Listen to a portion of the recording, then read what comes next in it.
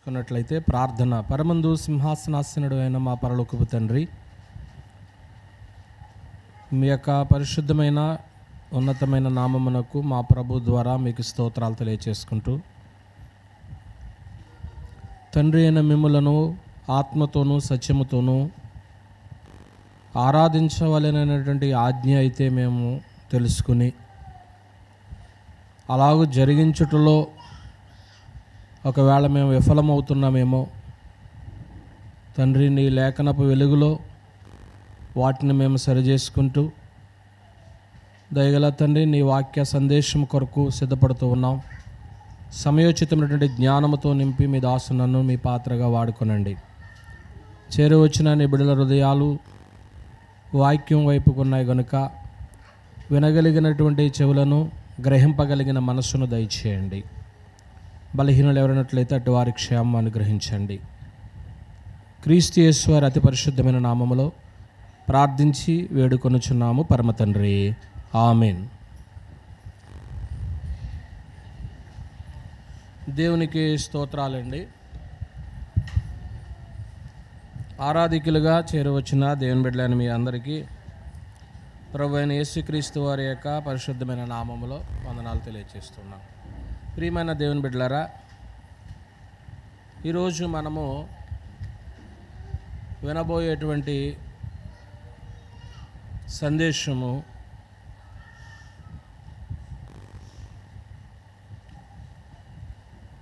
ఆరాధనకు సంబంధించిందే, కానీ ఎలా ఆరాధించకూడదు అనేటువంటి ఒక ప్రశ్నతో ఉన్నటువంటి మన ముందు ఉన్నటువంటి అంశం వ్యక్తిగతమైనటువంటి ఆనందం కొరకు దేవుణ్ణి ఏం చేయకూడదు, ఆరాధన చేయకూడదు. అదే సమాధానం. ఇది మనసులో పెట్టుకుని ఈరోజు సందేశాన్ని మనం వింటాం. తండ్రి అయిన దేవుణ్ణి ఎలాగో ఆరాధన చేయకూడదు అంటే వ్యక్తిగతమైన ఆనందం కొరకు ఆరాధించకూడదు. నా సంతోషం కోసం దేవుణ్ణి ఆరాధన చేయడమో, మీరు ఉత్సాహంగా ఉన్నారని గుడికొచ్చి దేవుణ్ణి ఆరాధన చేయడమో, అలా జరగడం అనేటువంటిది వాక్యానుసారమైంది కాదు. ప్రియమైన దేవుని బిడ్డలారా, పరలోకంలో ఇలాగూ ప్రసంగం చేసేవాళ్ళు ఉండరు. ఒక ఆదివారం అంటూ వస్తే ఒక సేవకుడు నిలవబడి ప్రసంగం చేస్తాడు అని ఎదురు చూడవలసిన అవసరం అయితే లేదు. ఎందుకంటే అక్కడికి వెళ్ళిన తర్వాత ప్రతి వ్యక్తి పరిపూర్ణుడైపోతాడు. ఇంకా పరలోకానికి వెళ్ళాడంటేనే ఆ వ్యక్తి పరిపూర్ణుడు లెక్క. ఇంకా నీకు వాక్యం పూర్తిగా తెలిసినట్లే. ఇంకా అక్కడ ప్రసంగాలు ఉండవు, అక్కడ చూడవలసిన పని లేదు. పరలోకంలో ప్రార్థన కూడా ఉండదు. అక్కడికి వెళ్ళి మనం ప్రార్థన చేసుకుందామో, ఇక్కడ దేవాలయంలోనికి వచ్చి ఎలాగైతే మనం ప్రార్థన చేసుకుంటామో అలాగూ మనకు ఉన్నటువంటి అవసరతల కొరకు పరలోకం వెళ్ళిన తర్వాత ప్రార్థన చేసుకుందాము అంటే అక్కడ ప్రార్థన కూడా ఉండదు. కారణం ఏంటంటే అవసరాలన్నీ కూడా తీర్చబడిపోయేటువంటి పరిస్థితి ఇక్కడ మట్టుగా ఉంటుంది. అక్కడ ఇంకేమీ ఉండవు మన అవసరాలు. ఇంకా అవసరాలు లేనప్పుడు ఇంకెవరికి ప్రార్థన చేస్తాం? ఏదైనా అవసరం ఉంటే తండ్రికి ఏం చేస్తాం? ప్రార్థన చేస్తాం. ఇంకా అవసరాలన్నీ లేనప్పుడు, అన్నీ సఫిషియెంట్గా ఉన్నప్పుడు ఇంకా ప్రార్థన చేయవలసిన పని ఏముంది? అంటే దీన్ని బట్టి మీకు ఏం అర్థమైంది? పరలోకంలో వాక్యం చెప్పే ప్రసంగికులు ఉండరు. పోనీ అలాగని వ్యక్తిగతంగా ప్రార్థన చేసుకుంటామంటే ప్రార్థన చేసే అవసరత కూడా అక్కడ లేదు. ప్రియమైన దేవుని పిల్లారా, కేవలం అక్కడ ఉన్నది ఏంటంటే దేవుణ్ణి స్తుతించడం మాత్రమే. ప్రకటన గ్రంథము 4వ అధ్యాయం. ప్రకటన గ్రంథము 4వ అధ్యాయము 8వ వచనంలో ఉన్నటువంటి వాస్తవాన్ని, ఈ 4 జీవుల్లో ప్రతి జీవికి 6 రెక్కలున్నాయి. అవి చుట్టూను రెక్కల లోపటను కనులతో నిండి ఉన్నవి. అవి భూత వర్తమాన భవిష్యత్ కాలంలో ఉండు సర్వాధికారియు దేవుడునగు ప్రభువు పరిశుద్ధుడు పరిశుద్ధుడు పరిశుద్ధుడు అని మానక, ఇంకంతే, అక్కడ స్తుతే. అక్కడ తండ్రిని మానక స్తుతించేటువంటి కార్యక్రమమే కనపడతా ఉంటుంది. ప్రియమైన దేవుని వాళ్ళ, ఇది యోహాను గారు ఆత్మవశుడై పరలోకములోకి క్రీస్తు ప్రభు వారు తీసుకుని వెళ్తే అక్కడ ఆయన ఏం జరుగుతుందని తండ్రికి క్రీస్తు చూపించాడు యోహాను గారికి. అక్కడ ఉన్నటువంటి దూతలందరూ కూడా ఏం చేస్తున్నారు? దేవుణ్ణి స్తుతిస్తూ ఉన్నారు. మానే పరిస్థితి లేదు. మనమైతే మానేస్తామేమో ఒకరోజు, కానీ అక్కడ మానే పరిస్థితి లేదు. దేవుని స్తుతించే ప్రక్రియ జరుగుతుంది. 7వ అధ్యాయము 9 నుంచి అటు తరువాత నేను చూడగా, ఇదిగో ప్రతి జనములో నుండి, ప్రతి వంశం నుండి, ప్రతి ప్రజల్లో నుండి, ఆయా భాషలు మాట్లాడే వారి నుండి వచ్చి ఎవడునూ లెక్కింపజాలని ఒక గొప్ప సమూహం కనపడిందంట ఆయనకి. వారు ఎలా ఉన్నారో చెప్తున్నాడు. తెల్లని వస్త్రములు ధరించుకున్న వారై ఖర్జూర మట్టలు చేత పట్టుకుని సింహాసనం ఎదుటను గొర్రెపిల్ల ఎదుటను నిలవబడి ఏమంటున్నారో చూడండి. సింహాసనాసనుడు మా దేవునికిని గొర్రెపిల్లకును మా రక్షణకై స్తోత్రమని. అదండి, రక్షింపబడిన వారు స్తోత్ర గీతం పాడుతున్నారు, రక్షణ గీతం పాడుతున్నారు, అక్కడ స్తుతిస్తూ ఉన్నారు. 22వ అధ్యాయము 3 నుంచి 5 వరకు రాసుకోండి. 3 చదువుతున్నాం. ఇక మీదట శాపగ్రస్తమైనది ఏదియో దానిలో ఉండదు. దేవుని యొక్కయు గొర్రెపిల్ల యొక్క సింహాసనము దానిలో ఉండును. ఆయన దాసులు ఆయన్ని ఏం చేస్తారు? ఇంకా అంతే. ఆయన స్తుతించేటువంటి ప్రక్రియ కనపడుతుంది అక్కడ. ఏమండి? అయితే ఇవి ఈరోజు పాఠాన్ని బట్టి అక్కడ ఏ ప్రక్రియ ఉండదో అది సంగతి. దేవుణ్ణి ఆరాధించుదాము, అక్కడ ప్రారంభ ప్రార్థన చేద్దాం, అక్కడ 2 కీర్తనలు పాడదాం, అక్కడ సందేశం విందాం, అక్కడ ప్రభరాత్రి భోజనం తీసుకుందాం, అక్కడ కానుకలు అర్పిద్దాం, ఆరాధన ముగించుకుని వెళదాం అంటే అక్కడ ఏముండదు? ఆరాధన. దీన్ని బట్టి మనకు ఏమర్థమైందంటే ఇప్పుడే ఎక్కడే సరిగ్గా దేవుణ్ణి ఆరాధన చేయండి, అంతే. దేవుడు నీకు నాకు ఇచ్చినటువంటి ఈ ఆయుష్ దినాల్లో భూమి మీద దేవుణ్ణి ఆరాధన చేసేటువంటి గొప్ప ధన్యత అనేకులకి లేదు, మనకి ఇవ్వబడింది. కనుక మనము దేవుణ్ణి సరిగా ఆరాధన చేయడమే. ఈ ఆరాధన ప్రక్రియలో మనము యథార్థముగా ఆరాధన చేస్తున్నప్పుడు మన ఆరాధనను డైవర్ట్ చేయటానికి మరొక వ్యక్తి ప్రయత్నం చేస్తాడు. దేవుని కంటే ఎక్కువగా తను తాను హెచ్చించుకున్నటువంటి అపవాది కూడా అనేకులు తను ఏం చేయాలనుకున్నాడంటే పూజించాలి, ఆరాధించాలనుకున్నాడు. అదే వాడి పతనానికి కారణం. అందుకే పరలోకం నుంచి ఏం చేయబడ్డాడు? నెట్టివేయబడ్డాడు, త్రోసివేయబడ్డాడు. క్రీస్తు ప్రభు వారి దగ్గరికి కూడా వచ్చి సాతానుడు అన్న మాట ఏంటంటే, నీవు నాకు సాగిలపడి ఏం చెయ్యి? అంటే ఆరాధన చెయ్యి. నువ్వు నాకు సాగిలపడి ఆరాధన చేస్తే ఈ లోకరాజ్యాలని నేను ఏం చేస్తాను? నీకు ఇస్తాను. అంటే అపవాది కూడా ఏం కోరుకుంటున్నాడో.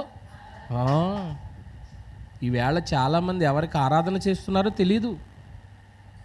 ఏదో టెంపుల్కి వెళ్తున్నాం అనుకుంటున్నారే తప్ప, ఒక గోపురం దగ్గరికి వెళ్తున్నాం అనుకుంటున్నారే తప్ప, సమూహం ఉన్నటువంటి ప్లేస్కి వెళ్తున్నాం అనుకుంటున్నారు తప్ప, ఉత్సవం జరుగుతున్నటువంటి స్థలానికి వెళ్తున్నాం అనుకుంటున్నారు తప్ప, నిజదేవుణ్ణి సరిగ్గా ఆరాధించేటువంటి ఒక వారంలో ఒక రోజు ఉందని, ఆ రోజుని దేవుని యథార్థముగా ఆరాధన చేయాలని ఎంతమంది యొక్క హృదయాల్లో ఆ విషయాలు గూడు కొట్టుకుని ఉన్నాయి.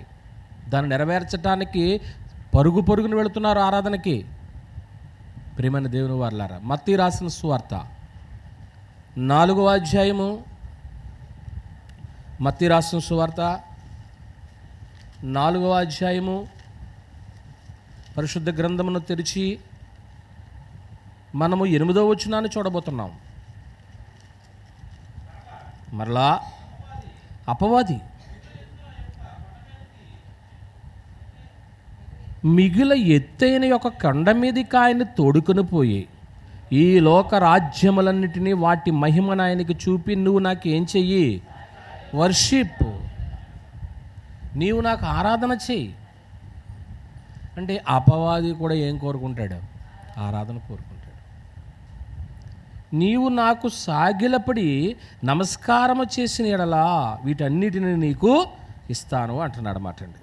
ఏమండి ప్రియమైన దేవుని బిడ్డలారా,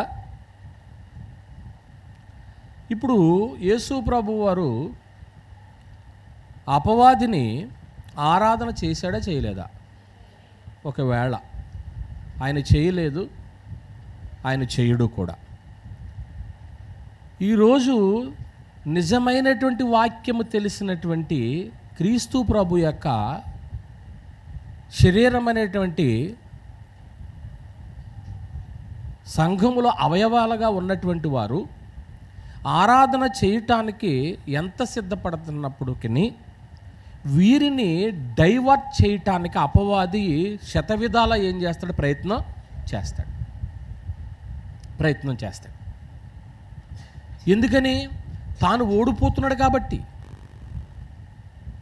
మనుషులు ఎవరు అపవాదిని ఏం చేయలేకపోతున్నారు? ఆరాధన చేయలేరు. లోకంలో ఉన్న వారి గురించి వదిలేయండి, వాళ్ళు ఎలాగూ మొదటి నుంచి కూడా ఎవరు ఆరాధికులుగా ఉన్నారో అపవాద ఆరాధికులుగానే ఉన్నారు. కానీ నిజ ఆరాధికులు ఒక్కసారి క్రీస్తును రుచి చూచి, పరలోక సంబంధం వరం రుచి చూసి, పరిశుద్ధాత్మలో పాలువారై తిరిగి మరలా లోకం వైపుకి వెళ్ళిపోతున్నప్పుడు వాళ్ళు ఎలాగూ కుయుక్తిగా డైవర్ట్ చేస్తున్నాడో చూడండి. నువ్వు వెళ్ళేది గుడే కదా, నువ్వు చేసేది ప్రార్థనే కదా, నువ్వు పాడేది పాటే కదా, అక్కడైనా ఒకటే ఇక్కడైనా ఒకటే అని నీ మనసుకు అనిపించిన రోజుని నిన్నేం చేస్తున్నాడు? డైవర్ట్ చేస్తున్నాడు, ప్రక్కదో పట్టిస్తున్నాడు అన్నమాట అండి.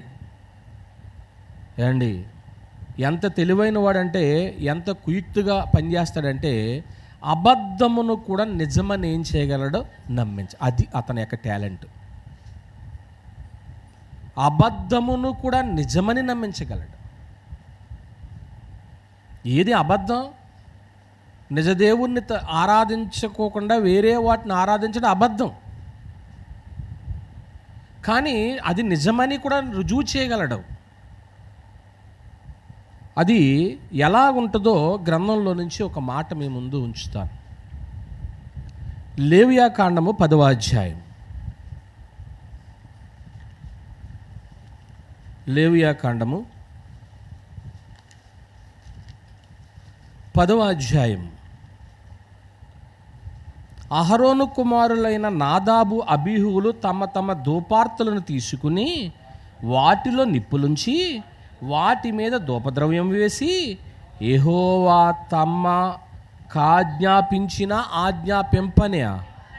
గుర్తుపెట్టుకోండి, అపవాది ఎంత తెలివిగా కుయుక్తిగా మార్గమును తప్పిస్తాడనేటువంటిది ఇక్కడ మనకు కనపడుతుంది. ఇద్దరూ ఆరాధనకి వెళ్ళారు. అహరోను కుమారులు బలి అర్పించేటువంటి ప్రక్రియలో, ధూపం వేసేటువంటి ప్రక్రియలో ఏదైనా పొడే కదా, ఏదైనా నిప్పులే కదా, అలా అనుకుని వారు దేవాలయానికి వెళ్ళారు. ఏం జరిగిందండి? వేరొక అగ్నిని ఆయన సన్నిధికి తేగా యెహోవా సన్నిధి నుండి అగ్ని బయలుదేరి వారిని ఏం చేసింది? కాల్చివేసింది. వారు అక్కడే ఏమైపోయారని ఉంది? మృతి పొందారు. అంటే వీళ్ళు దేవాలయానికి వెళ్ళారా లేదా? వెళ్ళారు. ధూపం వేశారా వేయలేదా? వేశారు. మరి ఎందుకు చనిపోయారండి? నీవేం ఆరాధన చేయాలో గ్రంథం చెప్పాలా. నీవు ఏ సంగతులైతే భూమి మీద పాటించాలో యాజకుడు చెప్పాలా. యాజకుడు మాట వినకోకుండా నీ సొంత ప్రయత్నంగా నువ్వు చేసిన ప్రతీదీ కూడా దేవునికి ఇష్టమైనది కాదు. నిన్ను నన్ను వేరొక మార్గంలో అపవాది డైవర్ట్ చేశాడనే సంగతి అర్థం కావాలా. ప్రజలు చూసిన వారికి ఏమనిపిస్తుందండి? వాళ్ళ వంతు ప్రకారంగా ఇవాళ ఎక్కడికి వెళ్ళారు? ఆరాధనకే వెళ్ళారు. మరి ఆరాధనకి వెళ్ళిన వాళ్ళు ఎందుకు వాళ్ళు తిరిగి వెనక్కి రాలేకపోయారు అంటే దేవుడు ఆజ్ఞాపించినట్లుగా ఆరాధన చేయలేదు. ఈవేళ మనం ప్రారంభంలో అనుకున్నాం, భూమి మీద మాత్రమే దేవుణ్ణి ఏం చేయగలం? ఆరాధన చేయగలం. ఆ ఆరాధన సరిగా లేకపోతే నిన్ను ఎవరు డైవర్ట్ చేశారో వాళ్ళో పోతారో, నువ్వు పోతావు. ద్వితీయోపదేశ కాండము 17వ అధ్యాయం. ద్వితీయోపదేశ కాండము 17వ అధ్యాయం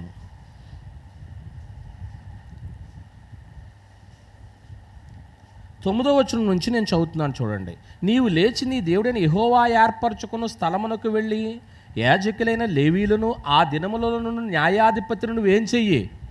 ముందు వాళ్ళని అడుగు, వారు దానికి తగిన తీర్పు నీకు తెలియజెప్పుదురు. యెహోవా ఏర్పరచుకున్న స్థలమున వారు నీకు తెలుపు తీర్పు చొప్పున నీవు జరిగించి, వారు నీకు తేటపరచు అన్నిటి చొప్పున తీర్పు తీర్చుటకు జాగ్రత్త పడవలెను. వారు నీకు తేటపరచు భావము చొప్పునను వారు నీతో చెప్పు తీర్పు చొప్పునను నీవు తీర్చవలెను. వారు నీకు తెలుపు మాటను నీ కుడికి కానీ ఎడమ కానీ నువ్వేం చేయకూడదు?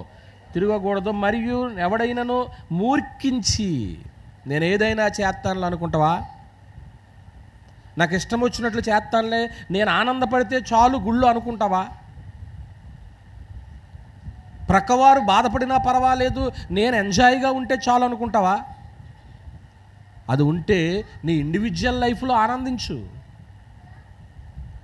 నీ కుటుంబంగా ఆనందించు. కానీ ఆరాధన దగ్గరికి వచ్చేటప్పుడు చెప్తున్నాడు, మూర్ఖించి అక్కడ నీ దేవుడైన యెహోవాకు పరిచర్య చేయుటకు నిలుచు యాజకుని మాటనే కానీ ఆ న్యాయాధిపతి మాటనే కానీ విననొల్లని ఎడల వాడు ఏం చేయబడతాడు? ఎంత సిస్టమేటిక్గా కరెక్ట్గా గ్రంథం చెప్తుందో చూడండి. అంటే దీన్ని బట్టి మనకి ఏమర్థమవుతుందంటే, మన ఆనందం కొరకు, మన ఉత్సాహం కొరకు దేవుణ్ణి ఏం చేయకూడదు? ఆరాధన చేయకూడదు. గ్రంథం ఏమైతే చెప్తూ ఉందో ఆ రీతిగానే మనము ఆరాధన చేయవలసిన అవసరం ఉందన్నమాట అండి. దేవుడు ఇప్పుడు మన ఆరాధన సంపూర్ణంగా అంగీకరించాలి. మనం పనులు మానుకుని వచ్చి కూర్చుంది ఎందుకు? ఇక్కడ దేవుణ్ణి ఏం చేయమని ఆరాధన చేస్తున్నప్పుడు దేవునికి అంగీకారమైనది ఏం చేయాలా? ఆరాధన చేయాలి. ఇందులో 1 లేక 2 సంగతులు చెప్తాను. ఇప్పుడు ఆరాధన అయిపోయింది అనుకోండి, ఒక 1 అవర్లో ఆరాధన అయిపోద్ది. కొందరికి ఆరాధన ఏంటంటే, లోకంలో అందరినీ స్టాండప్ చేయడం, ఏదో ఒక పాట పాడుకుంటాం, అవసరమైతే కొన్ని కేకలు వేయడం, రకరకాలుగా చేస్తూ ఉంటారు. చూసేటువంటి ప్రజానికానికి కానీ కూర్చున్నటువంటి ఆడియన్స్కి కానీ శరీరం ఉప్పొంగిపోద్ది. శరీరం ఏమైపోద్ది? ఉప్పొంగిపోద్ది. ఇటువంటి ప్రక్రియ ఎప్పుడు చూడలేదు మీరు? ఉప్పొంగిపోయి వాళ్ళు ఊగిపోతుంటే పక్కన ఉన్న వాళ్ళు కూడా ఏమైపోతారు? ఎక్కడి నుంచి వచ్చింది ఈ ఊపు? ఎవరు ఊపేశారు? ఎవరిని చూసావు? అప్పుడు ఏమంటారు తెలుసా? ఆరాధన ఈవేళ చాలా ఉత్తేజభరకంగా జరిగింది, ఈవేళ చాలా ఆనందంగా జరిగింది, అసలు నిజమైన ఆరాధన అంటే ఇదే అనిపిస్తుంది లోకంలో మనం చూసినప్పుడు. ఏండి? కానీ నిజమైన ఆరాధన ఏం కోరుకుంటుందో గ్రంథం చెప్పింది. నిజమైన ఆరాధన ఏం కోరుకుంటుంది? కీర్తనల గ్రంథం 96వ అధ్యాయం.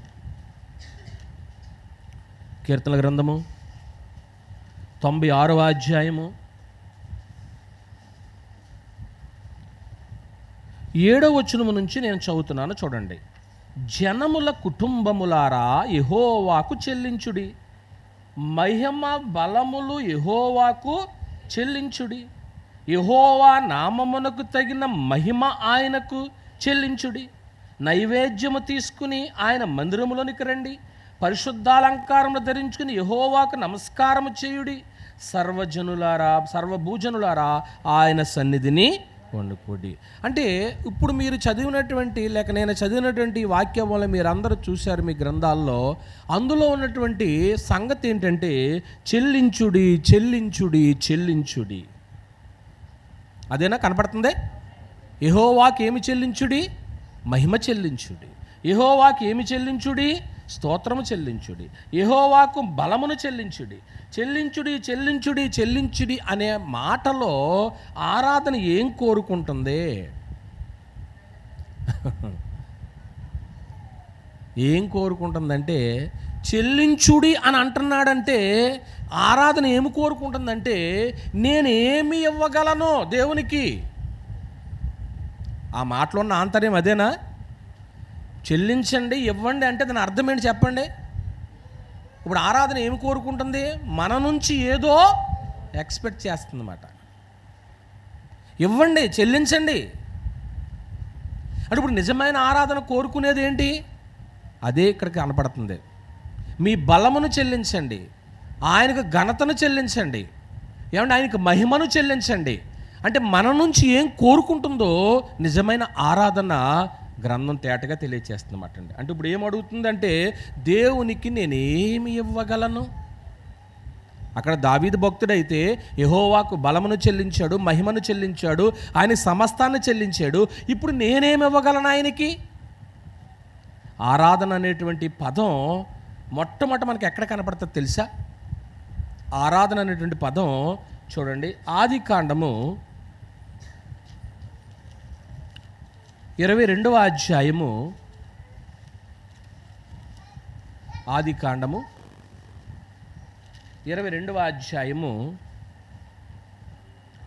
5వ వచనాన్ని మనం చూసినప్పుడు, తన పనివారితో మీరు గాడిదతో ఇక్కడనే ఉండుడి, నేనును ఈ చిన్నవాడును అక్కడికి వెళ్ళి దేవునికి ఏం చేస్తామో ఆరాధన చేస్తాం,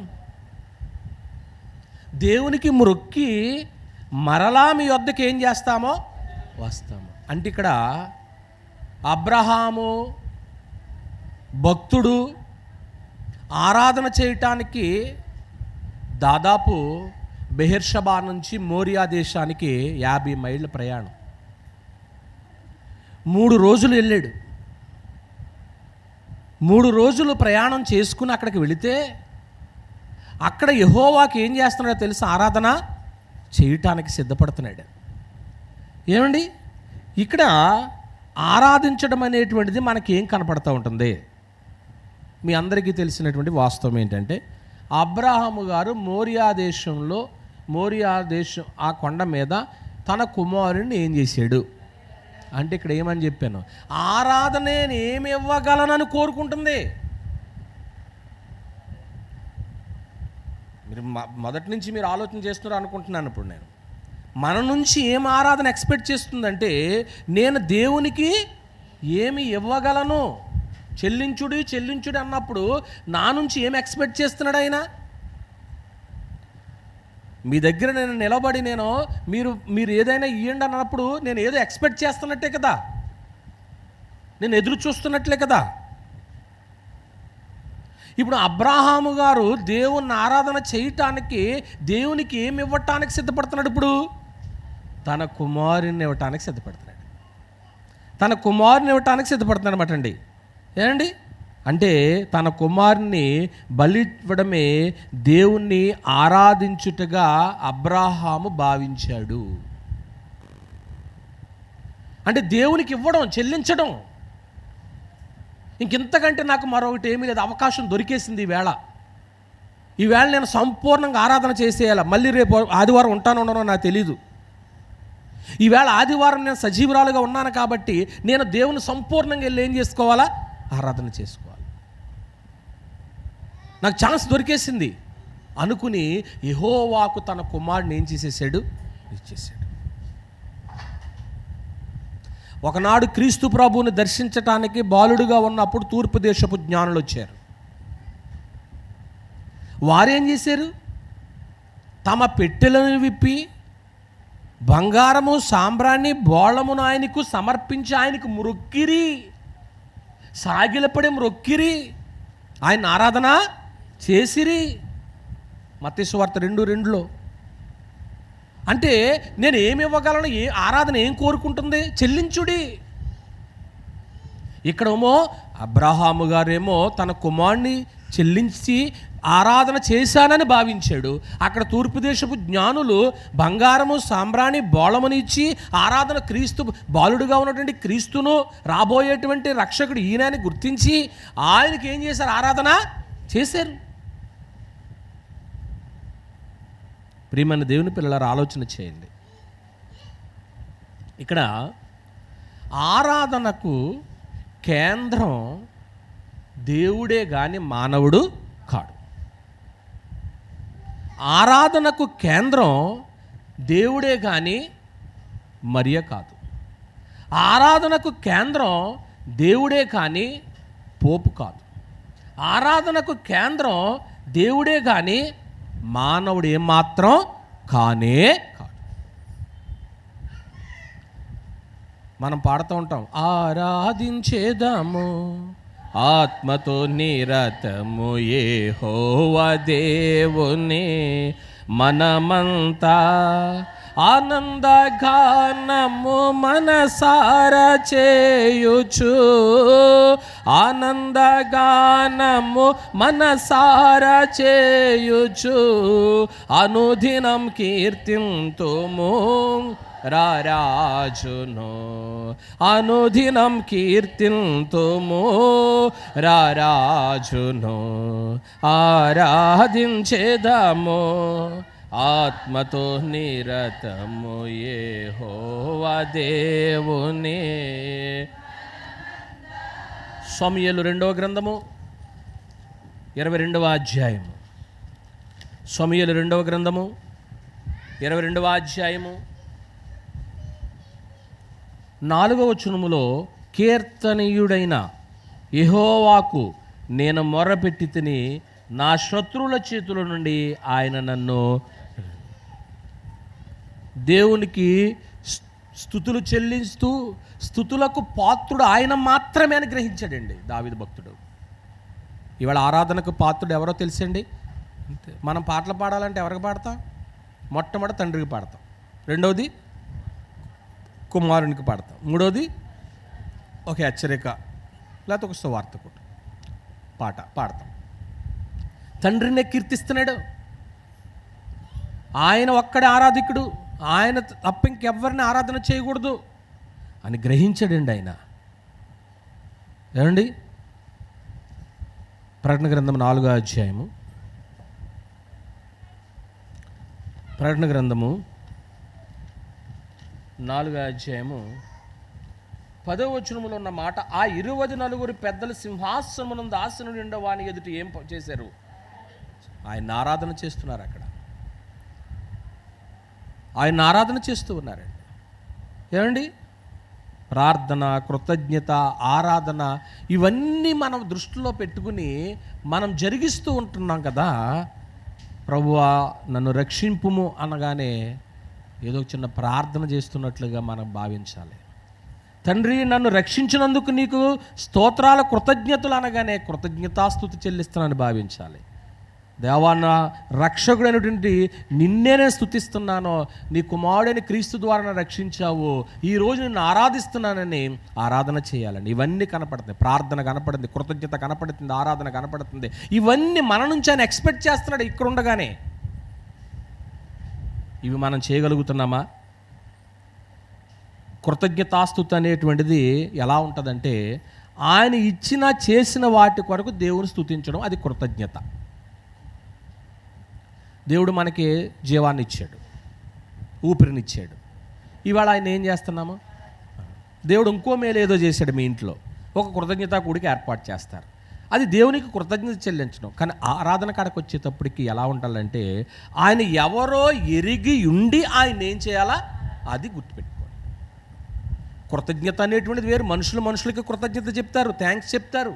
నువ్వు నాకు ఎంతో సహాయం చేసావు అమ్మా, ఇదిగో నీకు నేను ఏదో ఒక రూపంలో సాయం చేస్తాను. చేసేస్తారు కూడా. అట్టెట్టిన వాళ్ళకి ఎంత అట్టాలంట ఏదో పెట్టేస్తారు కదా, లేదంటే మళ్ళీ ఏదో మాట వచ్చేస్తుంది. అందుకనే మనం బ్రతికుండగా ఎవరికి అచ్చి ఉండొద్దు అన్నాడు. ఎవరి రుణాల వాళ్ళకి ఏం చేసుకుంటూ వెళ్ళిపోవాలా, తీర్చేయాలి. మనం ఎవరికి అప్పు ఉండొద్దు అంటాడు. అలాగే దేవుడు సామర్థ్యం ఇవ్వాలని మేము ప్రార్థన చేస్తున్నాం. అప్పులు లేని వాళ్ళు ఎవరు ఉంటారు ఇక్కడ? అందరికీ ఎవరి స్థాయి కొలది వాళ్ళకి ఏమున్నాయి, అప్పులు ఉన్నాయి. ఆ అప్పులు తీర్చుకుంటానికి దేవుడు మీకు సామర్థ్యాన్ని ఇవ్వాలి. ఏండి, వంకాయకి పుచ్చు సంవత్సరానికి అప్పు ఉంటుంది అన్నారంట. అప్పు లేకుండా ఎలా ఉంటుంది? వంకాయ అన్నాక ఏముంటుంది? పుచ్చు ఉంటుంది. సంవత్సరం అన్నాక అప్పు ఉంటుంది. మరి తప్పదు. సర్వసమృద్ధి ఎవరికీ ఉండదు అప్పు లేకపోతే ఎలాగా? కనుక మీ అందరికీ అప్పులున్నా ఏదో సమయంలో చెవిలో పడేయండి, అయ్యా మాకు ఇంత అప్పు ఉందని. మీ పాశ్రమ గారికి నాకు చెవిలో పడైతే మేము ప్రార్థన చేస్తాం. అది తీర్చుకుంటానికి దేవుడు ఏమిస్తాడు మీకు? అందరికీ ఉంటాయి. ఒకళ్ళు పబ్లిక్ చెప్పుకుంటారు, చెప్పుకోలేరు. దైవజనుడిగా మీ కొరకు నిత్యము ప్రార్థన చేస్తాం కాబట్టి మా డ్యూటీయే అది. మాకు ఇంక వేరే పని ఉండవు. మీటింగ్ చూసుకుంటాం, మీ కొరకు ప్రార్థన చేస్తాం, సేవకి వెళ్తాం, ప్రార్థన చేస్తాం. ప్రియమైన దేవుని పిల్లలారా, ఆయన ఎవరో నువ్వు ఎరిగి ఉండి ఆయన ఏం చేయాలి? ఆరాధన చేయాలి. ప్రియమైన దేవుని పిల్లలారా, ఆలోచన చేయండి. చాలామంది ఏం చేస్తున్నారంటే భౌతిక సంబంధమైనటువంటి ఆశీర్వాదాల మీదనే ప్రధానమైనటువంటి మనసు పెట్టుకుంటున్నారు. దాని గురించి కాదు. అసలు వీటన్నిటిని ఇచ్చేటువంటి వ్యక్తి ఎవరో గుర్తించి ఆయన ఏం చేయాలి? మనం ఆరాధన చేయాలి. అసలు మూలం ఆయన కదండి. అసలు ఆయనకు నువ్వు నచ్చావంటే ద్వారాలు ఏం చేయబడతాయి? నువ్వు నచ్చట్లేదు, ఇంకా ఎక్కడో లోపం ఉంది. ఇంకా ఒక్కో మనిషి నచ్చనప్పుడు ఏం చేస్తారంటే ఆ వ్యక్తితో ఏం చేయరు, మాట్లాడరు. ఏంటి వీళ్ళు ఇద్దరు మాట్లాడలేవంటే ఆవిడికి ఈవిడికి ఏం లేదు, నచ్చలేదు ఎక్కడో. మరి వీళ్ళు ఎప్పుడు సెట్ అవుతారు? వీళ్ళు సెట్ అవుతారు. వీళ్ళు సెట్ చేసేది ఏదో తెలుసు. వాళ్ళిద్దరిని తీసుకొచ్చి వాక్యం దగ్గర కూర్చోబెట్టండి, కొద్ది రోజులకి ఏమైపోతారు? సెట్ అయిపోతారు. కొందరు భార్యాభర్తలు కుటుంబాల్లో కలహాలు వచ్చేస్తున్నాయంటే భార్యాభర్తలు కూడికలు లేకే. భార్యాభర్తలు ఇద్దరు కూర్చుని వాక్యం విన్నారనుకోండి, ఏదో టైంలో వాక్యం ఏమవుతుంది? పనిచేస్తుంది. ఓహో, భార్యను ఇలా చూడాలా, భర్త ఎలా ఉండాలా అని వింటారన్నమాట. దేవుని వాక్యం అండి ఇది. దేవుని మాట, నరుడి మాట కాదండి.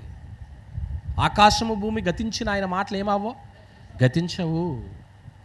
అట్టి మాటలు మన చేతికి వచ్చినాయి అంటే ఎంత ధన్యులు. చాలామంది చేతిలో బైబిల్ లేదు, వాళ్ళ చేతికి ఇంకా గ్రంథం రాలి. నీ చేతికి గ్రంథం వచ్చిందంటే అర్థం ఏంటో తెలుసా? దేవుడికి ఇష్టమయ్యావు నువ్వు. ఆ ఇష్టతను ఏం చేసుకోవాలా? కాపాడుకోవాలా.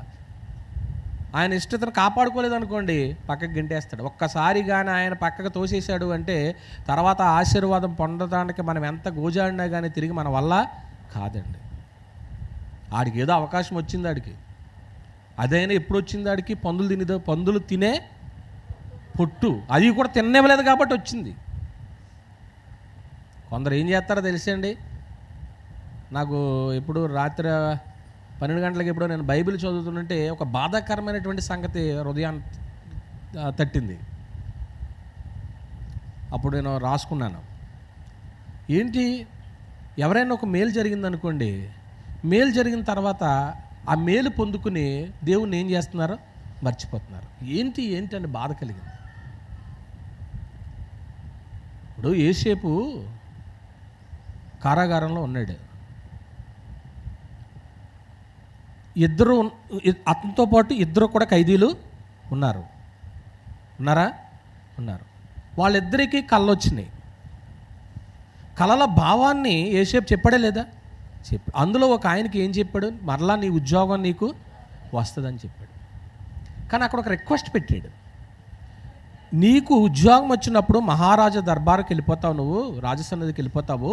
వెళ్ళినప్పుడు ఈ చీకటి కొట్లో నుంచి నన్ను బయటికి తీసుకురావడం, నా గురించి అక్కడ 4 మాటలో చెప్పాడా? మర్చిపోయాడా? మేలు జరగక మర్చిపోకు. ఎన్నేళ్ళు మర్చిపోయాడండి? 2 సంవత్సరాలు మర్చిపోయాడు. ఎందుకు చెప్తున్నానంటే దాని గురించి కాదు, ఇక్కడ పాయింట్ వస్తుంది చూడండి. ఈ 2 సంవత్సరాల తర్వాత మళ్ళా అక్కడ రాజుకి ఏం అవసరమైంది? మళ్ళీ ఏదో ఒక అవసరం వస్తుంది. ఎవరైనా అక్కడ మళ్ళీ కుంటుకుంటానో పాక్కుంటానో మళ్ళీ నువ్వు ఎవరి దగ్గరికి రావాలా? ఎవరినైతే మేలు పొందిన తర్వాత తృణీకరించావో ఆ వ్యక్తి దగ్గరికి నువ్వేం చేయాలి? మళ్ళీ రావాలి. ఆ రోజు నీ కోసం కన్నీటి ప్రార్థన చేసిన సేవకుడు ఈవేళ నీకు దూరం అయిపోయాడా? ఆ రోజు నీ కోసము ప్రార్థించినటువంటి సంఘం దూరం అయిపోద్దా? ప్రియమైన దేవుని పిల్లల ఆలోచన చేయండి. నేను మాట్లాడే మాటలు వాస్తవాలు కాదా? ప్రియమైన దేవుని బిడ్డలారా, మాకు మనశ్శాంతిగా నిద్రపోతాం అనుకుంటారు మీరు. ఏ సహోదరికి ఏ వాక్యం అవసరం, ఏ సహోదరుడికి ఏ వాక్యం అవసరమో వీళ్ళని ఎలా దేవునిలో నడిపించాలి, నిత్యత్వానికి తీసుకెళ్లాలనేటువంటి తపనతోనే ఉంటాం. సేవకుల కుటుంబాలు దానికోసమే బ్రతుకుతాయండి. ఇప్పుడు ఆరాధన అనేటువంటిది నీకు బ్లెస్సింగ్స్ ఇచ్చేటువంటి దేవుడు ఒక ఆయన ఉన్నాడని ఆయనకు మాత్రమే నువ్వేం చేయాలో తెలుసండి. ఆరాధన చేసి మనసంతా ఆయన మీదే పెట్టు. తండ్రి, నీ కోసం నేను బ్రతుకుతున్నాను, ఒక్కసారి జ్ఞాపకం చేసుకో.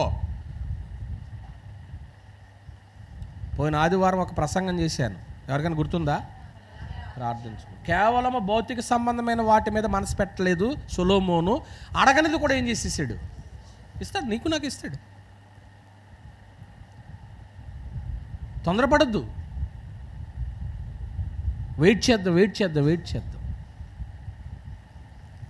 లాస్ట్ మినిట్ వరకు కూడా ఏం చేయాలి? మనం విశ్వాసాన్ని ఏం చేయకూడదు. నిజంగా అబ్రహాం గారికి ఉన్న విశ్వాసం ఎన్ని తరాలు చెప్పుకున్నా కానీ అబ్రహాం అక్కడ ఉండి ఏమనుకుంటాడో తెలుసా? ఈ తరాల వాళ్ళందరూ నన్ను ఏం చేసుకుంటున్నారు జ్ఞాపకం. ఉప్పొంగిపోతాడు.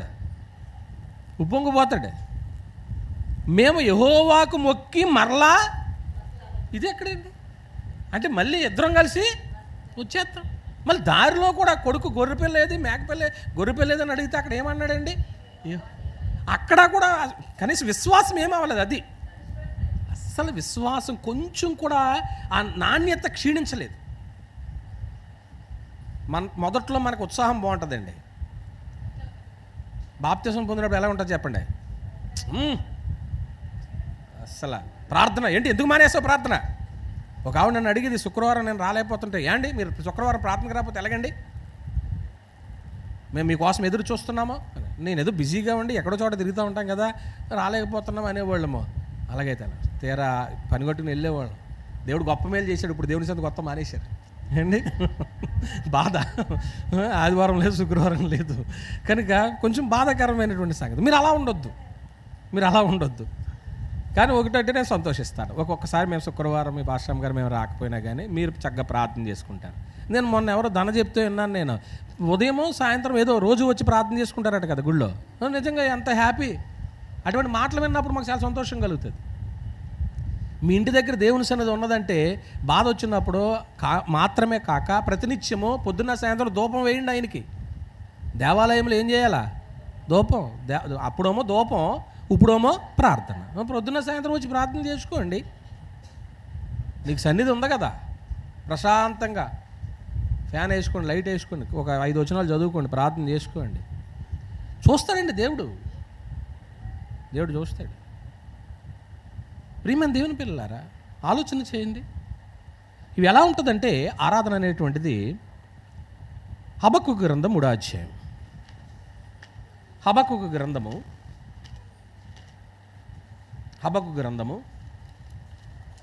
3వ అధ్యాయము 17వ వచనంలో ఏముంది?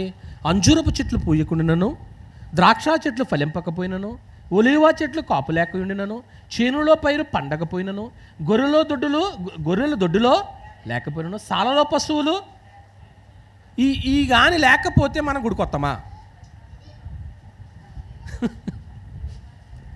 అర్థమైందనుకోండి, కొందరికి నవ్వుతున్నారు. ఇది మేలు కానీ జరగకపోతే మనం నా ముఖం ఎలా ఉంటుంది, మీ ముఖం ఎలా ఉంటుందో చెప్పండి. హ్యాపీగా ఉంటుందా, బాధగా ఉంటుందా? ఇక్కడ భక్తుడు ఏమంటున్నాడు తెలుసా? ఇదేది జరగకపోయినా నేను యెహోవా యందు ఏం చేస్తాను అన్నాడు. అంటే నేను ఇచ్చేది ఆయన కాబట్టి మళ్ళీ సాల్లో గొర్రెలు వచ్చేస్తాయి, మళ్ళీ అంజూరపు చెట్లు ఏమవుతాయి, పూత పూసేస్తాయి, ఇవన్నీ మళ్ళీ వస్తాయి. ఈ సంవత్సరం కదా, నెక్స్ట్ ఇయర్ వస్తుంది. ఇప్పుడు నీకు నష్టం వచ్చింది, నెక్స్ట్ ఇయర్ లాభం వస్తుంది. దేవుడు సుఖదుఖాలను ఏం చేశాడు? జతపరిచాడు. నీ విశ్వాసాన్ని పరీక్షిస్తున్నాడేమో, నా విశ్వాసాన్ని పరీక్షిస్తున్నాడేమో. ప్రియమైన దేవుని పిల్లరా, యోబు గ్రంథము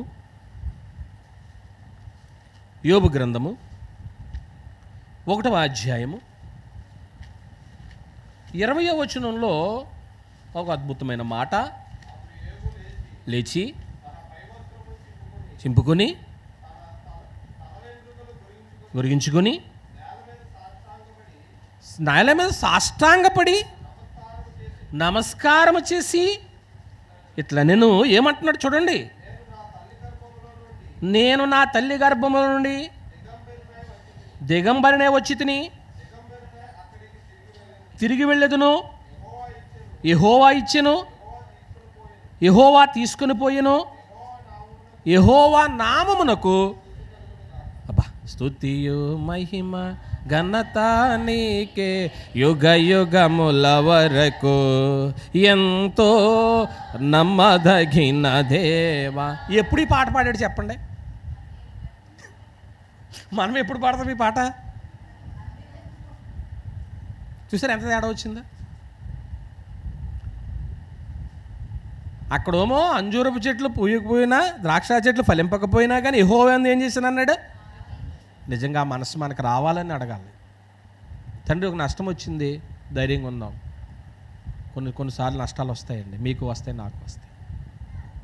ధైర్యంగా ఉండండి, దేవుడు నిన్ను పరీక్షిస్తున్నాడు. తర్వాత ఓపు పడితే నా కాళ్ళను లేడి కాళ్ళ వలె చేశాడు అన్నాడు తర్వాత హబక్కూకు. మరి యెహోవా ఇచ్చిన యెహోవా తీసుకున్నాను అన్నాడు కదా, యెహోవా నామానికి ఏం కలుగును అన్నాడు అన్న వ్యక్తి చివరిలో ప్రపంచ సౌందర్యవంతులంటి అమ్మాయిలా అతనికి పుట్టారా లేదా? అక్కడ చక్కటి మాట ఉంటుందండి. మంచి అందం కలిగినటువంటి పిల్లల్ని ఇచ్చాడు. పోయిన ఆస్తి మళ్ళీ ఏమైంది? వచ్చేసింది. ఎవరిచ్చారు? ఇచ్చే ఆయన్ని ఆరాధన చేయండి. అది కాన్సెప్ట్ ఈరోజు.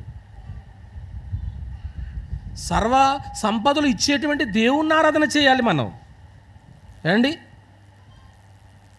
కొందరు ఏం చేస్తున్నారంటే సృష్టికర్తను మరచి సృష్టాన్ని ఏం చేస్తున్నారు? ఆరాధన చేస్తున్నారు. ఈవేళ చాలా చోట్ల జరుగుతుంది, మీ అందరికీ తెలుసు. అందులో ఆదివారము ఇటువంటి ఫెస్టివల్స్ వస్తే వాళ్ళకి ఇంకా సంతోషం. ఏమండి, ఆదివారం అన్నీ కావాలని కోరుకుంటారు. మనమేమో ఆదివారం ఏంటంటే ఏ పనులు ఉండకూడదని మనం కోరుకుంటాం. ఈరోజు ప్రత్యేకంగా దేవుణ్ణి ఏం చేయాలి? ఆరాధన చేయాలని. సృష్టికర్త ఆయన, సృష్టము ప్రపంచం ఉన్న మనం అనుభవించేటువంటి ప్రకృతిని ఆరాధన చేయకు. ప్రకృతి అంటే చెట్టుని ఆరాధన చేయకు, సూర్యుని ఆరాధన చేయకు, చంద్రుని ఆరాధన చేయకు, రాయిని ఆరాధన చేయకు. ఈ లోకంలో ఉన్న దేన్ని ఏం చేయొద్దు? నీటిని కూడా ఆరాధన చేసేవాళ్ళు ఉంటారు తెలుసా? నీటికి ఏదో పేరు పెడతారండి, ఏదో పేరు నాకు గుర్తులేదు. ఆ నీటి దగ్గరికి కూడా వెళ్ళి పువ్వులు ఇంకా అవి వేసి ఏం చేస్తూ ఉంటారో చేస్తూ ఉంటారు. ప్రకృతిని ఆరాధన చేయకు. ప్రకృతిని ఇచ్చిన దేవుని రాసుకోండి. రామపత్రిక 1:25 రాసుకోండి. ఏమండి, 1:25 రాసుకోండి. అయితే ఆరాధన అనేటువంటిది ఎలా ఉండాలో చివరికి వచ్చేస్తున్నాను. దినవృత్తాంతాలు 2వ గ్రంథం, 5వ అధ్యాయం. దినవృత్తాంతాలు 2వ గ్రంథము 5వ అధ్యాయము తీసుకున్నారా? 12వ వచనం నుంచి చదువుతున్నాం. ఆసాపు, హేమాను, యెదుతూనుల సంబంధమైన వారును వారి కుమారులను సహోదరులకు సంబంధికులకు పాఠకులైన లేవీయులందరూ సన్నపు నార వస్త్రములు ధరించుకుని తాళములు, తంబురులను, సితారులను చేతపట్టుకుని బలిపీఠమునకు తూర్పు తట్టును నిలిచిరి. వారితో కూడా బూరల ఊదు యాజకులు 120 మంది నిలిచిరి. ఎంత పెద్ద ఆర్కెస్ట్రా అండి ఇది. దేవుని ఆరాధన చేయడంలో బూరలు ఊదుతున్నారో ఎంతమంది అన్నారట? 120 మంది నిలిచిరి. ఏకస్వరముతో యెహోవాకు ఏం చెల్లిస్తున్నారు?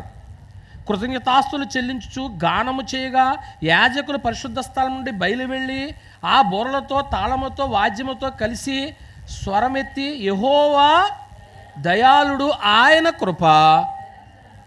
ఇక్కడ నేను ఎందుకు ఈ వాక్యం చదివించానో చెప్తానేనండి. ఉన్నది ఎంతమంది ఇక్కడ? 120 మంది. 120 మంది కూడా ఒకే కంఠంతో ఏం చేస్తున్నారో మీరు ఎప్పుడైనా చూసారా? కొన్ని వివాహానికి చక్కటి బ్యాండ్ వాయిస్తూ ఉంటారు. అసలు వాళ్ళు వాయిస్తూ ఉంటే ఎంత వినసొంపుగా ఉంటుందండి. చక్కగా ఒక లయబద్ధంగా ఒక పాట వాళ్ళ ప్లే చేస్తుంటే ఇటు బోర్లు ఉంటాయి, ఇటు డ్రమ్ములు ఉంటాయి, ఏమండి, ఇంకా రకరకాల ఇన్స్ట్రుమెంట్స్ ఉంటాయి. అవన్నీ వాయిస్తూ ఉంటుంటే వినడానికి ఎంత బాగుంటుందో. ఈ మధ్యకాలంలో ఆ బీన్ డబ్బాలు ఏ వచ్చాయి, అవి వాయిస్తుంటుంటే అసలు శబ్దమే సరిగ్గా ఉండట్లేదు, ఏమండి. అసలు ఆ రోజులు ఎంత బాగుండేది, అది చక్కగా వినటానికి చాలా బాగుంటుందండి ప్లే చేస్తుంటే. ఒకసారి మన ఎవరో చిన్నారి తెల్లవారుజామున పెళ్ళప్పుడు మేము ఆ నైట్ ఉండిపోయాం, వివాహం అయ్యేదాకా ఉండేదానికి. వాళ్ళు చక్కగా పాటలు ప్లే చేస్తుంటే అలా విన్నాను నేను. చాలా వినసొంపుగా ఉంటాయి, ఏక మనసుతో పాడుతూ ఉంటారు వాళ్ళు. మీరు కూడా చూడండి, ఇక్కడ స్టేజ్ మీద ఉండేవాళ్ళు పాట నడిపిస్తున్నప్పుడు వీళ్ళకంటే మీ రాగం ఏమవ్వాలా, వీళ్ళని ఫాలో అవ్వాలి. ఏళ్ళదో పక్కకు పోయి ఏళ్ళదో హైయెస్ట్ అయిపోతే పాట వినడానికి ఎలా ఉంటుంది? ఎంత చక్కగా పాడాలండి. మరి అలా గాయకులు ఎలాగవుతున్నారు? మనలో కూడా చాలామంది సింగర్స్ ఉన్నారు కదా. అప్పుడప్పుడు ఈ సింగింగ్ పోటీ పెట్టినా బాగుండు, సింగర్స్ బయటకు వద్దురు, ఏమండి. వాళ్ళ పాట పాడుతూ ఉంటుంటే ఇక్కడ నేను చెప్పబోయేది ఏంటంటే, వాళ్ళ స్వరముతో వాళ్ళు మరుగు చేయబడ్డారో ఒక వాయిస్ బయటకు వచ్చింది. అది నాకు కావాలి ఇక్కడ. వాళ్ళేమో మరుగు చేయబడ్డారో ఒక సంగతి బయటకు వచ్చింది. ఏమొచ్చింది అక్కడ? యెహోవా, ఆ మాట ఉంది చూడండి అక్కడ. యెహోవా దయాళుడు, ఆయన కృప. ఇక్కడ వాయిద్య సంగీతం వినబడిందా? దేవుడు గొప్పతనం వచ్చిందా? అది ఆరాధన అంటే మనం మరుగు చేయబడాలా, దేవుడు ఏం చేయబడాలా? ఘనపరచబడాలా. మనం తగ్గాలి, ఆయన ఏం చేయబడాలి? హెచ్చించబడాలి. అది ఆరాధన అంటే. మనుషులను ఆరాధన చేయకూడదండి, లోకంలో ఉన్న వేటిని ఆరాధన చేయకూడదండి, ఏమండి. ఒకవేళ నిజంగా ఇప్పుడు నేను అన్నాను కదా అదే మాట, సంగీతం బాగుందనుకోండి, 120 మంది వాయిస్తుంటే అది పెద్ద సంగీతం బ్యాండ కాదా? 120 మంది అంటే మరి విన్నప్పుడు ఏమనిపించింది? నాకే ఏమనిపించింది చాలా. కానీ ఇక్కడ అనేది ఏంటంటే, వాయిద్య సంగీతం బాగుంది అంటలేదు వాళ్ళు, యెహోవా అది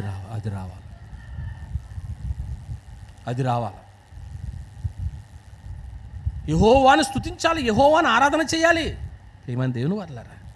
అయితే చివరిలో ఒక 2 నిమిషాలు ఉంది నా ప్రసంగం. ఒక ప్రశ్న ఇక్కడ ఉద్భవిస్తుంది. ఈ ప్రసంగం అంతా విన్న తర్వాత, ఈరోజు మనం విన్న ప్రసంగం ఏంటండి? మన ఆనందం కొరకు దేవుణ్ణి ఏం చేయకూడదు? ఆరాధన చేయకూడదు. ఆరాధన అనేటువంటిది ఇక్కడ మాత్రమే జరుగుతుంది. పరలోకములో ప్రసంగాలుండో, పరలోకంలో ప్రార్థనలుండో. నువ్వు ఏదైనా దేవుని సంపూర్ణంగా ఆరాధన చేయాలంటే ఎక్కడ చేయాలి? ఇక్కడే భూమి మీద చేయాలి. పరలోకంలో స్తుతి 24 పెద్దలు స్తుతిస్తున్నారు, కెరూబులు స్తుతిస్తున్నారు, ఏమండి. అక్కడికి వెళ్ళిన తర్వాత మనము కూడా దేవుని స్తుతించాలి. కానీ ఆరాధన మరొక వ్యక్తికి కోరుకున్నాడని చెప్పాను. ఎవరో? అపవాది. యేసు ప్రభువుని అపవాది నువ్వు నన్ను ఆరాధన చేయమన్నాడు, చేశాడా? చేయలేదు. మనల్ని కూడా ఆరాధన చేయట్టుకోకుండా డైవర్ట్ చేయటానికి ఎన్నో ప్రయత్నాలు చేస్తాడు. కానీ అవన్నీ మనము చేయకూడదు. లేఖనానుసారంగా చేసిందే దేవుని ఆరాధన చేసినట్టు. మన ఉత్సాహం కోసం చేయకూడదు. వేరొక అగ్ని తీసుకొచ్చారు వాళ్ళ ఉత్సాహం కోసం, ఏదైనా అగ్నే కదా అని తీసుకొచ్చారు. ఉన్నారా గుళ్ళో? చచ్చు. నీ ఉత్సాహం కోసం చేయకు. దేవుడు ఏది కోరుకున్నాడో అది చేయి. వ్యక్తిగతమైన ఆనందం కోసం వద్దు. ఆరాధన ఏం కోరుకుంటుందంటే, దేవునికి నేనేమి ఇవ్వగలను? చెల్లించుడి. అబ్రహాం ఏం చెల్లించాడు? తన కుమారుని చెల్లించాడు. జ్ఞానులు ఏం చెల్లించారు? యేసుకు విలువైన వస్తువులను చెల్లించారు. ఆరాధన మన నుంచి ఏం కోరుకుంటుంది? కృతజ్ఞతాస్తుతి అంటే దేవుడు ఇచ్చిన దానికి కృతజ్ఞత చెల్లించడము. ఆరాధన అంటే ఆయన ఎవరో ఎరిగి ఆయన ఏం చేయుట ఆరాధన. హబక్కూకు ఏం చేశాడు? తనకేది లేకపోయినా కానీ యెహోవా యందు ఆనందించాడు. యోబు గారు ఏం చేశాడు? అన్నీ కోల్పోయినా కానీ యెహోవా నామమును ఆరాధన చేసి స్తుతి చేశాడు. ఈవేళ ప్రకృతిని కాకోకుండా నిజ దేవుణ్ణి ఆరాధన చేయండి. 120 మంది దేవాలయ ఓపెనింగ్ రోజు అది. సొలొమోను కట్టించినట్టు 7 సంవత్సరాల మందిరం కట్టించిన తర్వాత ఓపెనింగ్ రోజున 120 మంది వాయిస్తూ ఉంటుంటే వాళ్ళు మరుగు చేయబడ్డారో ఏ వాయిస్ బయటకు వచ్చింది? అది గుర్తుపెట్టుకోండి. మనం తగ్గాలి, దేవుని ఘనత రావాలి బయట. అది ఆరాధన కోరుకుంటుంది. అయితే ఇక్కడ ఒక ప్రశ్న. ఏంటి ఆ ప్రశ్న అంటే, మమ్మల్ని ఆనందంగా ఉండొద్దు అంటారా మీరు? మేము ఉత్సాహంగా ఉండటం దేవుడికి ఇష్టం లేదా? ఇప్పుడు మీరు చేసిన ప్రసంగాన్ని బట్టి మేము ఆనందంగా ఉండకూడదా? కాదండి, మన ఆనందంగా ఉండొద్దు అనేటువంటి మాట లేదండి. ఆనందం అనేది రాసుకునే వాళ్ళు రాసుకోండి. ఆనందం అనేటువంటిది మనం ఏమి పొందుకున్నామనే దానికన్నా దేవుడు ఏమి అందుకున్నాడనే దానిలోనే ఉంటుంది. రాశారా? మనం ఏమి పొందుకున్నామనే దానికన్నా దేవుడు ఏమి అందుకున్నాడనే దాంట్లోనే ఆనందం ఉంటుంది. అంటే ఇప్పుడు ఆరాధనలో మనం పొందుకున్న దాంట్లో ఆరాధన ఉంటుందా? దేవుడు అందుకున్న దాంట్లో ఆరాధన ఉంటుందా? ఆరాధనాలందుకో ఆరాధనాలందుకో పాపక్షమాపణ జీవమునిచిన కరుణామయా అందుకో ఆరాధన.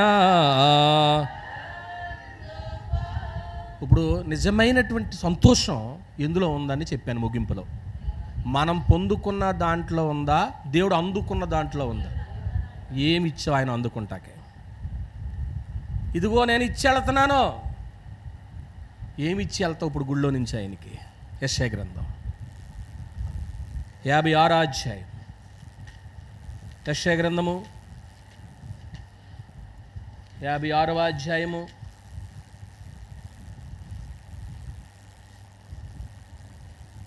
7వ వచనాన్ని చదువుతున్నాము.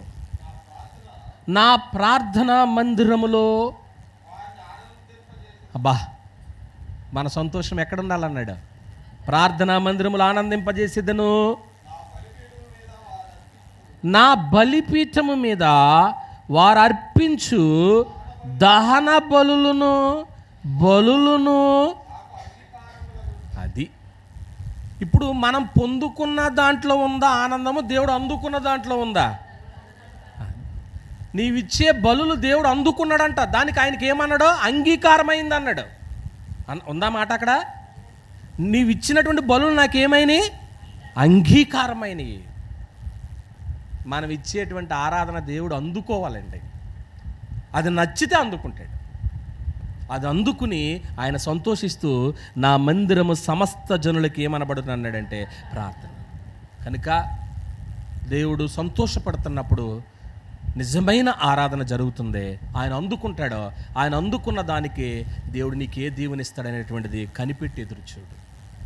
ఈరోజు మన పాఠం ఏంటంటే, మన ఆనందం కొరకు దేవుణ్ణి ఏం చేయొద్దు. ఎవరు ఆనందించాలా? దేవుడు. ఆయన అందుకున్న దాన్ని బట్టే దేవుడు ఏం చేస్తాడో ఆనందిస్తాడు. కానీ ఆయన అందుకున్నది ఏమిస్తున్నావు? అది హృదయాన్ని ఇచ్చి, హృదయంతో పాటు ఏదో ఇస్తున్నావు ఇచ్చి ఆయన సంతోషపరచు. దేవుడు నిన్ను దీవించును గాక. ఈ మాటలు హెచ్చరించుకుంటూ ఇంతటితో ముగిసిన మీ అందరికీ వందనాలు. ప్రార్థన చేసుకుందామండి. మమ్మల్ని మిక్కిలిగా ప్రేమించిన మా కన్న తండ్రి, వ్యక్తిగతమైన ఆనందం కోసం మిమ్మల్ని ఆరాధన చేయకూడదు. నువ్వు ఆనందపడాలి తండ్రి. అప్పుడే నిజమైన ఆరాధన. పరలోకములో ఆరాధన లేదు కదా, పరలోకములో ప్రార్థనలు లేవు కదా, స్తుతించడమే కదా. అయితే సరిగ్గా ఇప్పుడే ఇక్కడే లేఖనానుసారమైన ఆరాధన చేస్తే నువ్వు సంతోషపడతావు. మా ఆరాధన అందుకుంటున్నావు, నువ్వు అందుకునేలాగా మేము చేస్తే అది నువ్వు స్వీకరించి మమ్మల్ని ఆశీర్వదిస్తావు. అట్టి మనసు మా అందరికీ దయచేయమని, మేతాసం మేలుకరంగా మార్చమని మా ప్రభువైన యేసుక్రీస్తు వారి పేరటి ప్రార్థన అడుగుచున్నాము తండ్రి. ఆమేన్.